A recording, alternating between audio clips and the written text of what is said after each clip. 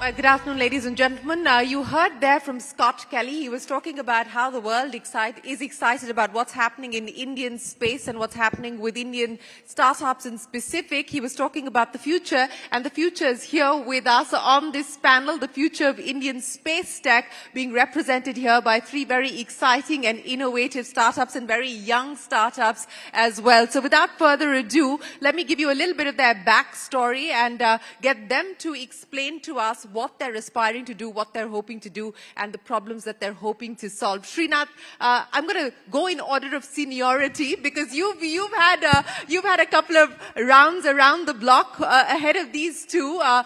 From Wall Street to getting into space tech, it's been quite a journey for you, and you've done it at IIT Madras, at the IIT Madras incubator. And ladies and gentlemen, I don't know if you've recognized him, but he was all over television screens last year as their first semi-cryogenic rocket went up, Agnikul. So a big round of applause to Srinath and his team at Agnikul Cosmos for that achievement. How did it all happen, Srinath?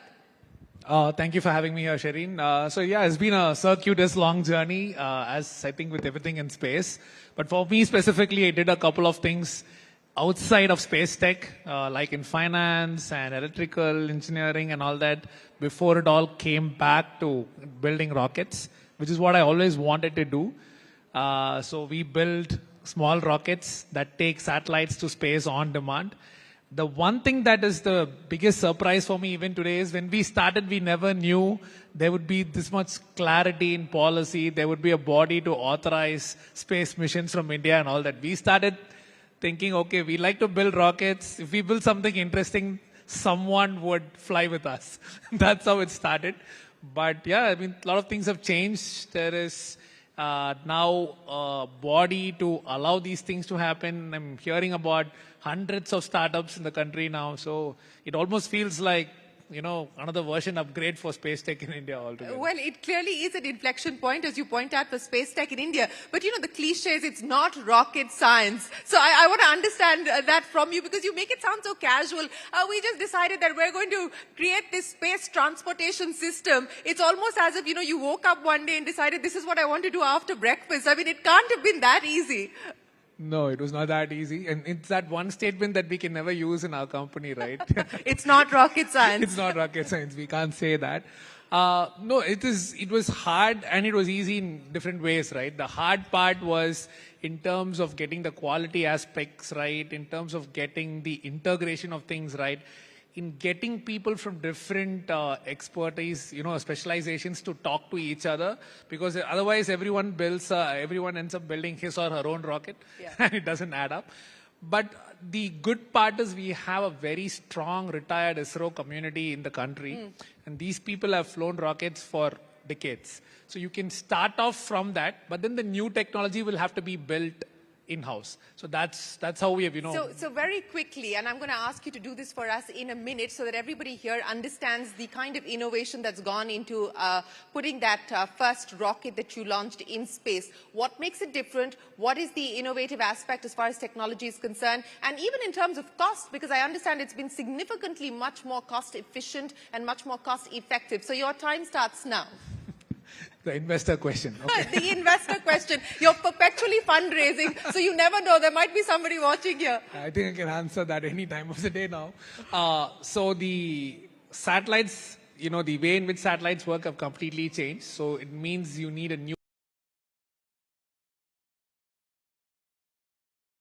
really expensive, because anything in manufacturing works better at scale. Now you're trying to fight economies of scale. You can't fight economies of scale. That's it's almost like a truth, right? So you have to figure out technologies that work at this scale at the same cost. So this is where things like 3D printing, modularity and automation, all of these things come in. So what we did in our launch was to prove a bunch of these technologies that we had developed in-house. Say, for example, our rocket engines. It's one of the most spoken about ones in the media, at least, which is it's a single piece of hardware. The entirety of the rocket engine is made by the printer without any interference from a human. Right? So it's almost like you stand back and watch the engine getting made. And then what comes out as a full engine. So that's because only at that, with that kind of manufacturing was the pricing working out. Similarly, our autopilot, and this is one of the other things, right? Because everyone talks about the 3D printed engines, the software team is like, wait, we're also building cool stuff. But it is not as fancy probably to say we've built our own autopilot now, I don't know. But there is a lot of work going on for the, the software aspects of it, the autopilot aspect, the flight was special also because it was a controlled flight. Like it had a vertical liftoff, it had a particular point it had to get to, and it lifted off from our own private launch pad. Just to make that. And it was a first. It was a first in India. So that again deserves a big round of applause, ladies and gentlemen. It's not easy to do. It is certainly not easy to do. Yeah, and then that comparison is always very stark in my mind. When we wanted to start Agnikul, a lot of people were asking me this question: why are you not doing this in the US?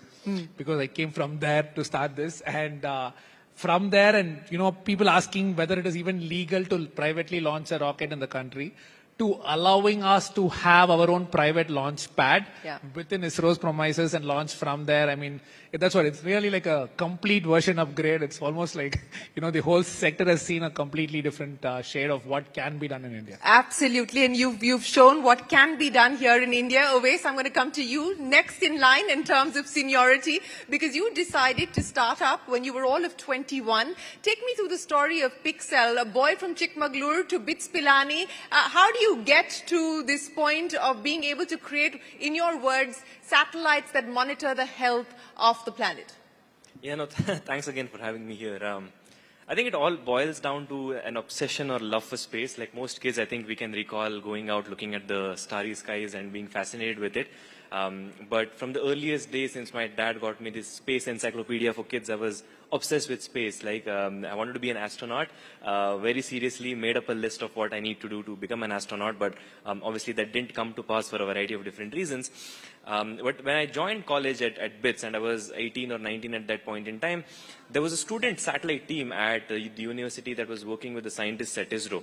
And I was like, whoa, there's actually a team that you can go to where you can actually build hardware that would go to space, taught by people that know how to send stuff to space at ISRO. And my first and second year at college was, outside of class, with more time spent with this team than inside classes, learning how to build a satellite. And then the second more formative experience that came up was when, this was in 2017, Elon Musk was tweeting about traffic in Los Angeles and about the Hyperloop, and SpaceX created a competition out of it. We decided we would participate just because we thought it might be a good chance to meet Elon at that point in time. And to our pleasant surprise, we got through the first stage, and then we took it a lot more seriously, ended up building India's first ever Hyperloop pod in Bangalore, took it to Los Angeles. And so while we were there at the SpaceX headquarters, it was basically the only place outside of space agencies where space was being done at scale, rocket engines being built, rockets being landed back on Earth. That was my eureka moment. I remember, 27th of August in 2017, that I decided, if a private company can do this in the US, I don't see why we can't do this in India. Of course, I was a lot naive back then. So came back from there, looked at what was happening in space. And as a college student that didn't come from a background of money, wanting to build rockets or space stations seemed like very, very far away. But satellite imagery, thankfully, didn't seem that far off. So we worked with different sources of satellite data that were being sent down by ISRO satellites, by other satellites. And we realized that a lot of these satellites can't see some problems that you need to be seeing.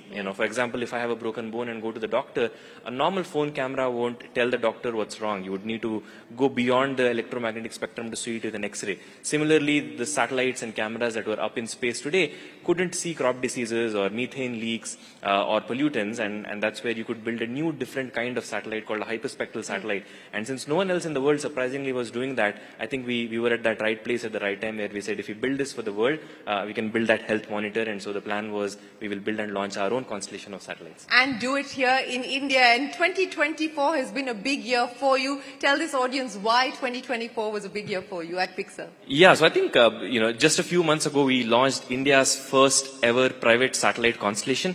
Before this, it was only ISRO that used to, thank you, ISRO that used to launch satellites and constellation of satellites. So in 2022, actually, we launched Shakuntala, which was our first demo satellite. That was India's first ever private satellite. But it was a demonstration. It was a prototype. But from getting from that point to just a few months ago launching 3 satellites at one go, built in India, designed in India, and at the highest resolution, these kinds of satellites that were launched globally. I think, as Sheena was mentioning, India's space has come a long way, so it was a big last few months for us in terms of actually getting those satellites up.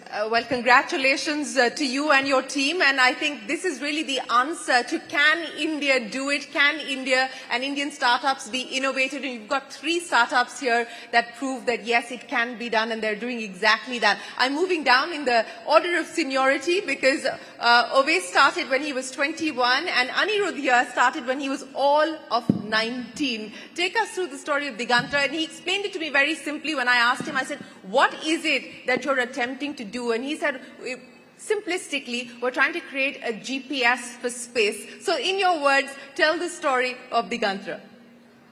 Digantra started out of my university when we were working on a similar student satellite team within our university. At that point in time, there was a question that we had: what problem should we solve for? Should we build an Earth observation satellite? Should we put a spectrometer or something else? At that point in time, we had a space agency that we were working with in South America. These folks wanted us to work with them on building the satellite chassis for one of their programs, because we started to work with them in our early days of doing the student satellite team.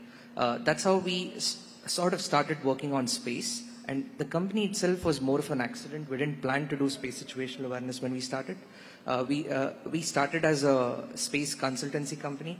Initially, we were working just on building these structures for just this one South American company, working on avionics, structures, and selling it to them. So the first invoice that we had to raise was in 2018, 2019 time. That's why we started this company, because we had to give an invoice. And we had no plans beyond that. So that's how Digantra started. With or without GST? I mean, I don't remember, I think. Like, I was deciding whether we should do a partnership company, private limited company, and we ended up registering a private limited company because it sounded more credible. I didn't have any knowledge beyond that. So that's how Digantra started. So even the name, we chose Digantra because we had only one day to, start this process, and in 1 week we had to give an invoice, and I didn't know what to, name this company. We were just like, let's keep something Indian. And we just Googled synonym for space in Sanskrit.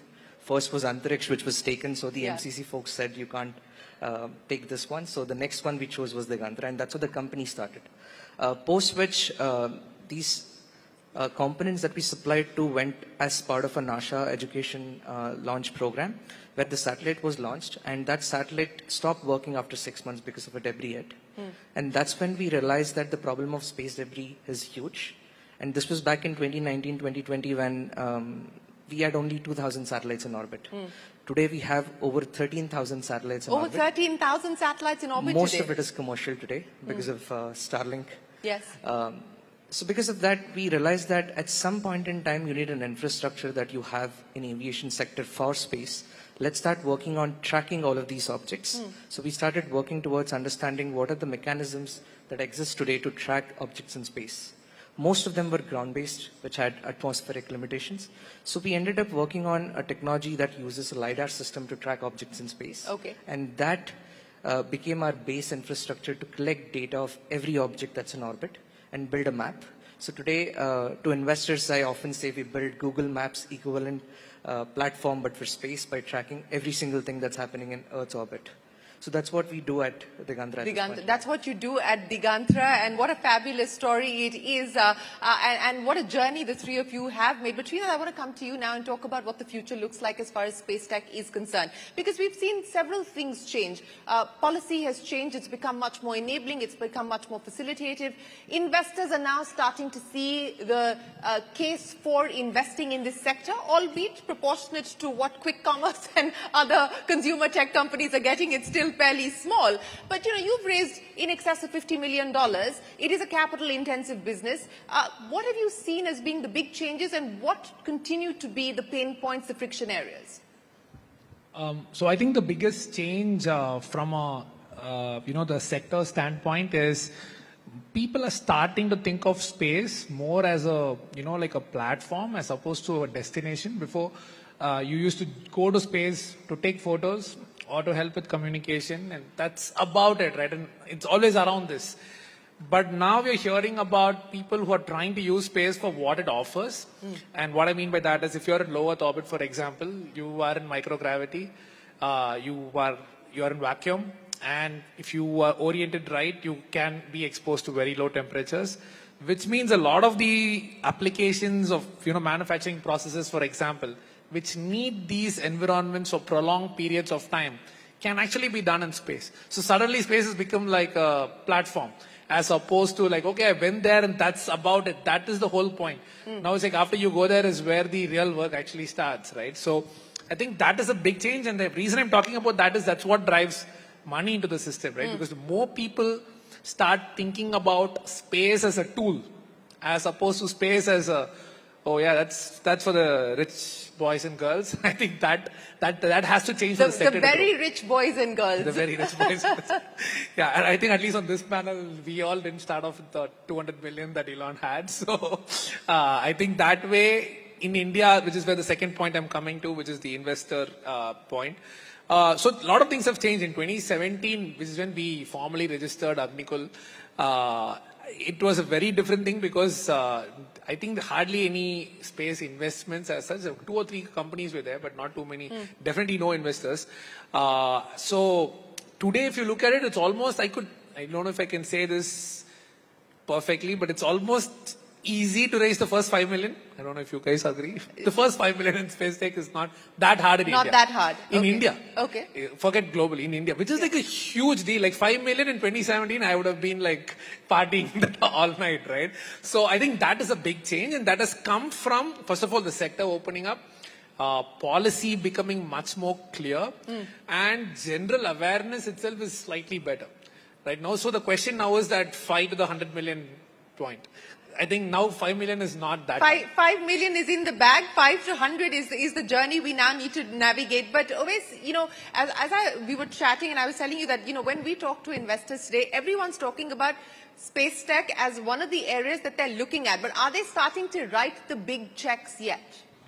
Yeah, I would say not the big checks in India yet, at least, right? So as I think every year we have raised money, the next year it has gotten easy to raise that round, right? So in 2019. So what's the 2025 benchmark? So I think the 2025 benchmark, I pretty much agree with Srinath. 5 to 10 million you can probably get from purely Indian investors if you have not even started generating any revenues.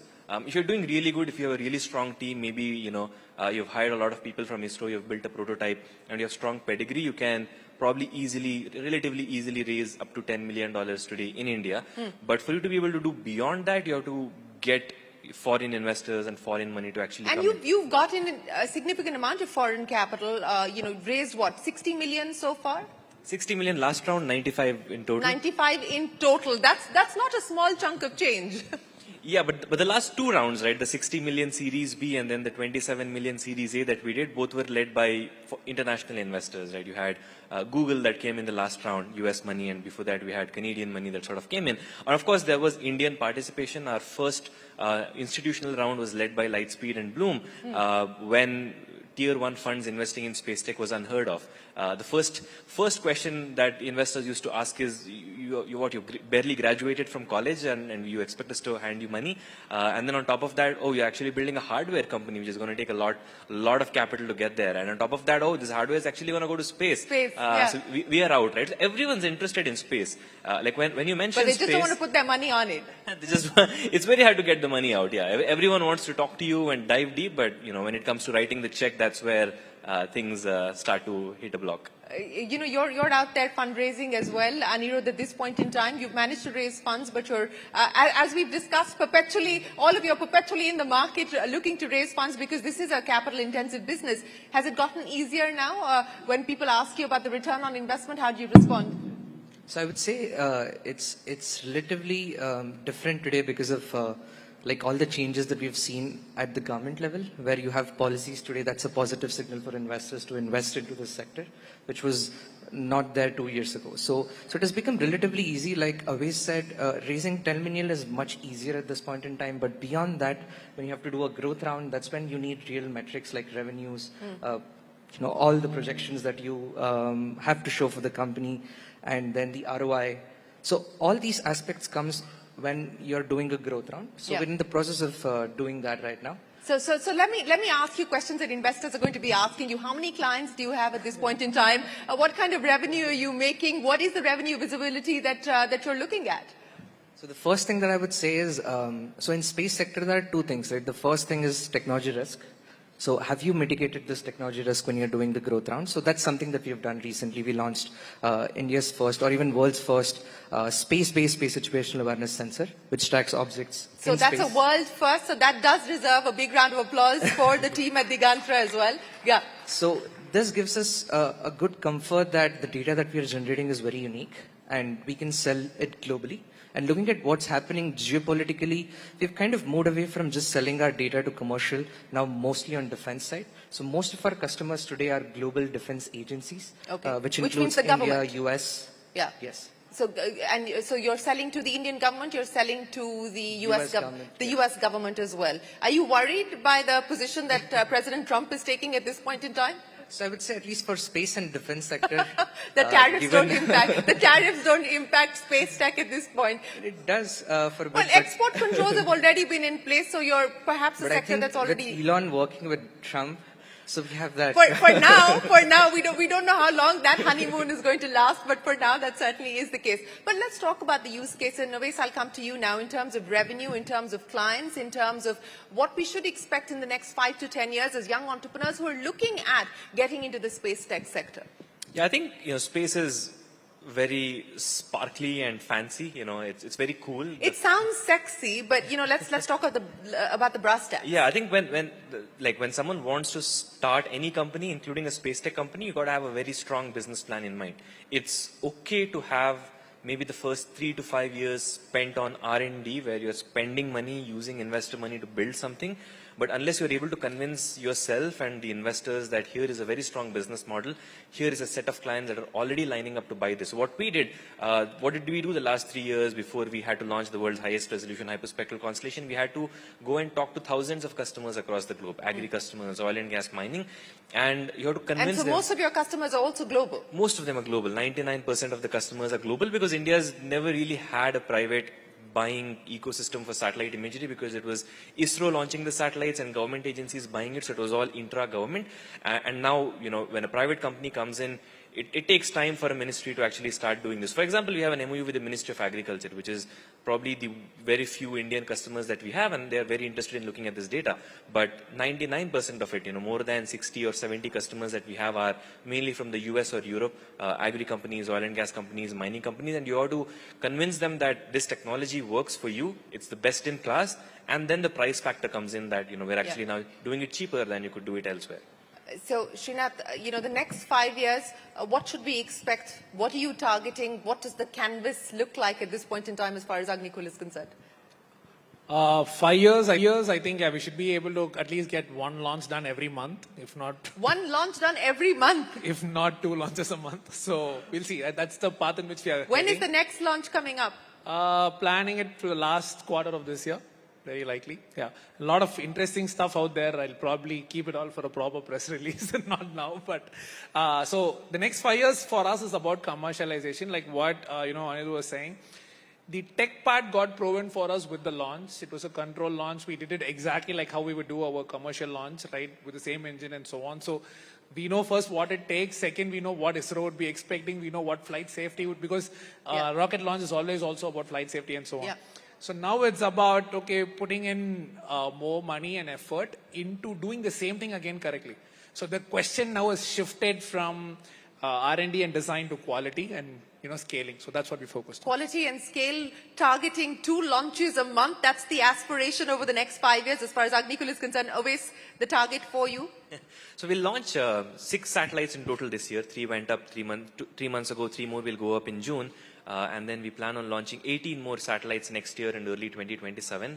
That constellation will enable us to capture every part of the landmass of the planet every day. So every 24 hours, we'll see what's happening in every forest, in every lake, in every mountain in the world. And beyond that, I think, expand from there to more satellites and more data and more AI. And more AI. I was waiting for AI to be brought up, but Anirudh, 5 years. For us, I think, so the first point is that today only 4% of all space activity is tracked. We're looking to build the largest catalog of space objects. by launching more satellites and sensors to orbit that can track everything from low Earth orbit to geo.